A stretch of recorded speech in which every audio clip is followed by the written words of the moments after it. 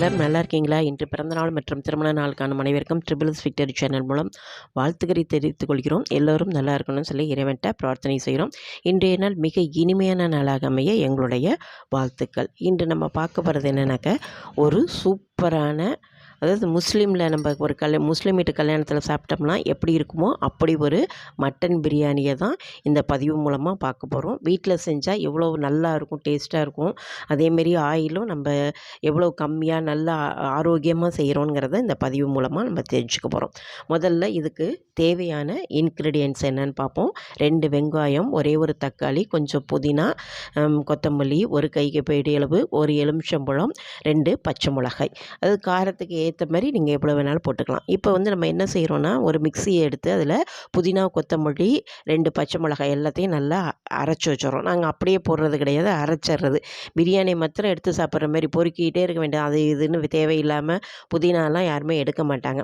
இப்போ குக்கரில் ஆயில் ஊற்றியாச்சு, ஒரு 2 ஸ்பூன். அதேமாரி 2 ஸ்பூன் நெய், ரெண்டும் விட்டு பட்டை, கிராம்பு, ஏலக்காய் எல்லாமே 2 தான், எல்லாம் நிறைய போடுறதில்ல. எல்லாமே பட்டை, கிராம்பு, ஏலக்காய், பிரிஞ்சி இலை எல்லாம் 2 போட்டு அதை நல்லா செவக்க வறுத்துக்கணும். வறுத்துக்கிட்டதுக்கு அப்புறமா நம்ம இப்போ வெட்டி வச்சுருக்க வெங்காயத்தை போடணும். வெங்காயம்ங்கிறது நல்லா பொன்னிறமாக நல்லா வறுக்கணும்.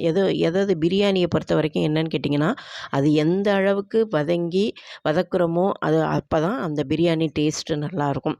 சும்மா ரஃபாக தக்காளி சாதம் மாதிரிலாம் செய்யக்கூடாது. பிரியாணிங்கிறது இன் பிட்வீன் டயத்தில் நம்ம அரிசி, நாங்கள் பாஸ்மதி ரைஸ் தான், சீரக சம்பா, அதை ஊற வச்சாச்சு. இப்போ செய்கிறப்ப நாங்கள் ஊற வச்சுட்டோம். இப்போ பார்த்திங்களா, வெங்காயம் நல்லா செவக்க ஓரளவுக்கு, ரொம்ப கருகாமல் ஓரளவுக்கு இந்த அளவுக்கு வதங்கினதுக்கப்புறம் இப்போ என்ன செய்யணுன்னீங்கன்னா, தக்காளியை போட்டுறணும். ஒரே ஒரு தக்காளி சின்னதாக இருக்கிறதுனால நாங்கள் 2 தக்காளி நிறைய சேர்க்கக்கூடாது. 2 தக்காளி இருந்தால் போதும். தக்காளியை நல்லா வதங்கி அதுவும் நல்லா குழைவாக வரணும். வந்ததுக்கப்புறம் வீட்டில் அரைச்ச 2 ஸ்பூன் இஞ்சி பூண்டு பேஸ்ட்டு அதையும் போட்டுட்டு, நம்ம அரைச்சி வச்சுருக்கோம் பார்த்திங்களா, அந்த புதினா, கொத்தமல்லி, பச்சை மிளகாய் ரெண்டையும் போட்டுட்டு நல்லா வதக்கணும். அதாவது பச்சை வாசனம் போகணும் பார்த்திங்களா, போகிற வரைக்கும் நல்லா வதக்கி விட்டணும். வதக்கி விட்டோம்னா அந்த இஞ்சி பூண்டு, புதினா, கொத்தமல்லி, பச்சை மிளகாய் நல்லா வாசமெல்லாம் போயிடும். போனதுக்கப்புறமா இப்போ இந்த ஸ்டேஜ் நல்லா எண்ணெயெல்லாம் பிரிஞ்சு எவ்வளோ அழகாக வந்திருக்கு பார்த்திங்களா. இந்த ஸ்டேஜில் நாங்கள் வீட்டில் தயார் பண்ணி வச்சுருக்கோம் பிரியாணி மசாலா. அதை தான் நாங்கள் எப்போதுமே போடுவோம். நீங்கள் அதை போட்டுக்கணும். இல்லை கடையில் விற்கிற மசாலானா அதுவும் 2 ஸ்பூன் போட்டுக்கலாம். அதையும் சேர்த்து ரொம்ப நேரம்லாம் வதக்க வேண்டியதில்லை. வீட்டில் தயார் பண்ண கொஞ்சம் ஒரு 2 நிமிஷம் வதக்கிட்டு அப்புறம் 2 ஸ்பூன் தயிர், புளிக்காத நல்ல கெட்டி தயிர் 2 ஸ்பூன், அதையும் நல்லா போட்டு நல்லா வதக்கிடணும். அதுக்கப்புறமாட்டி இப்போ என்ன செய்யணும்னு கேட்டிங்கன்னா, நல்ல மிளகாத்தூளை போடணும். தேவையான அளவு, அதாவது காரம் சில பேருக்கு நிறைய வேணும், சில பேருக்கு எங்கள் வீட்டில் நார்மலான காரம் எல்லாமே நார்மலாக இருக்கணும். 1 ஸ்பூன் மிளகாத்தூள் போட்டாச்சு, அந்த பிரியாணி மசாலா தவிர. இப்போ 1/2 கிலோ மட்டன் லைட்டாக ஒரு 2 விசில் போட்டு வேக வச்சுருக்கோம். அந்த மட்டனை இதோட சேர்த்துக்கிட்டு அந்த மசாலாலாம் அதில் சேர்கிற மாரி நல்லா பிரட்டி விடணும். பிரட்டி விட்டோன்னு வச்சுக்கோங்களேன், லைட்டாக தான் வேக வச்சோம். ரொம்ப வேக வச்சா பிரியாணியில் வேக வச்சா மட்டன்லாம் கரைஞ்சி போயிடும், மட்டன் இருக்கிறதே தெரியாமல் போயிடும். அதனால லைட்டாக 2 விசில் விட்டு வேக வச்சுட்டு என்ன செய்யணும், இப்போ அந்த மசாலாலாம் அந்த மட்டனில் நல்லா படுறபடி நல்லா பிரட்டி விட்டுறணும். பிரட்டி விட்டோம்னா அதுக்கு தேவையான அளவு கொஞ்சம் உப்பு போட்டுக்கணும். ஏன்னா அந்த மசாலா அதில் சாரணும். உப்பு போட்டு தான் கறியும் லைட்டாக உப்பு போட்டு வேக வச்சுருக்கோம். இதுலேயும் கொஞ்சம் லைட்டாக உப்பு போட்டுட்டால் நல்லாயிருக்கும். அதை போட்டு நல்லா வதக்கி விட்டுறோம். வதக்கி விட்டுட்டு இப்போ என்ன செய்யணும்னா, அந்த கறி வேக வச்ச தண்ணியே நான் வச்சுருக்கேன்.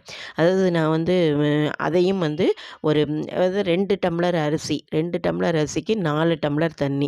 இது ஜீரக சம்பானுங்கிறதுனால 2 டம்ளருக்கு 4 டம்ளர் தண்ணி நம்ம ஆட் பண்ணுறோம். இதில் ஆட் பண்ணி நல்லா அந்த நான் கறி வேக வச்ச தண்ணியை இதில் ஊற்றுறேன். அப்போ தான் டேஸ்ட்டு நல்லாயிருக்கும். நல்ல கொழுப்பு கறி, எலும்பும் இருக்குது. 1/2 கிலோ தான், 1/2 கிலோ அரிசி, அவ்வளோதான். அதுக்கு நான் காமிச்ச அந்த டம்ளரில் 2 டம்ளருக்கு 4 டம்ளர் அரிசி போட்டு நல்லா அந்த மசாலாலாம் கலக்கிட்டு உப்பு சரியாக இருக்கான்னு இந்த நேரத்தில் பார்த்துக்கணும். உப்பு சரியில்லைன்னா எப்போதுமே ஒரு கல் உப்பு தூக்கலாக இருந்தால் இருந்தால் தான் பிரியாணி வெந்து வரையில் அந்த பிரியாணிக்கு வந்து உப்பு வந்து கரெக்டாக இருக்கும். அதுமாரி நல்லா இப்போ உப்பு போட்டாச்சு. உப்பு போட்டதுக்கப்புறம் மாட்டி நல்லா கொஞ்சம் கொதி வரணும். கொதி வந்துருச்சு. இப்போ கொதி வந்தோடனே நம்ம ஊற வச்சுருக்க அந்த 2 டம்ளர் அரிசியை வந்து தண்ணி இல்லாமல் வடிகட்டி அதில் போட்டாச்சு. போட்டதுக்கப்புறம் லைட்டாக அதை வந்து நம்ம கிண்டி விடணும். ஏன்னா அரிசி உடையாமல் இருக்கிறதுக்கு லைட்டாக வந்து அந்த மசாலாலாம் அந்த கறி எல்லாம் இதில் செய்கிறதுக்கு லைட்டாக நம்ம வந்து அதை வந்து கிண்டி விட்டுட்டு அப்படியே வந்து நம்ம விசில் போடணும். விசில்ங்கிறது ஒரே ஒரு விசில் தாங்க. நாங்கள் ஜீரக சம்பானுங்கிறதுக்கு அப்படியே மூடி போட்டு ஒரு விசில் வந்தால் தான் அது வந்து குழையாமல் நல்லா விரையாக நல்லாயிருக்கும். மட்டனும் ஏற்கனவே ஒரு தடவை வேக வச்சுருக்குமா 2 விசில், அதனால் நல்லா வெந்து அதுவும் நல்லாயிருக்கும். அரிசியும் வந்து நல்லா பொழப்பொழன்னு இருக்கும். நாங்கள் இதில் வந்து கொஞ்சோண்டு ஒரு லெமன் வந்து கடைசியாக புழிஞ்சிருப்போம். அதை காமிக்காம விட்டுட்டேன். அதை புழிஞ்சிக்கோங்க. இப்போ வந்து பிரியாணி வந்து ரெடி ஆகிடுச்சு. இப்போ எடுத்து பார்த்தீங்கன்னு வச்சுக்கோங்க, மட்டன் பிரியாணி அசத்தலாக கடையில் வாங்க எல்லாமே பர்ஃபெக்ட்டுங்க. நாங்கள் சாப்பிடையில எப்படி இருந்துச்சுன்னு நீங்கள் கேட்டிங்கன்னா கரெக்டாக, அதாவது இப்போ ஏற்கனவே 2, 3 தடவை செஞ்சுருக்கோம் நாங்கள் இதே மாதிரி. அவ்வளோ பர்ஃபெக்டாக இருக்கும். இதில் வந்து மட்டனும் சரியாக வெந்திருக்கும். சாதம் வந்து பொழன்னு ஒரு அரிசி கூட குறையாது, அடி பிடிச்சிருக்காது. ஒரு விசில் விட்டு இறக்குனதுனால அந்த விசில்லாம் அடங்கினதுக்கப்புறம் எடுத்தால் அருமையான ஒரு மட்டன் பிரியாணி. உங்கள் வீட்லேயும் ட்ரை பண்ணி பாருங்கள். ரொம்ப சூப்பராக இருக்கும். சாப்பிட்றதுக்கு அவ்வளோ ஒரு டேஸ்ட்டாக இருக்கும். ட்ரை பண்ணி பார்த்துட்டு எனக்கு கமெண்ட் பாக்ஸில் கொடுங்க. Thank you very much. மீண்டும் ஒரு அருமையான பதிவுடன் சந்திக்கிறேன். நன்றி, வணக்கம்.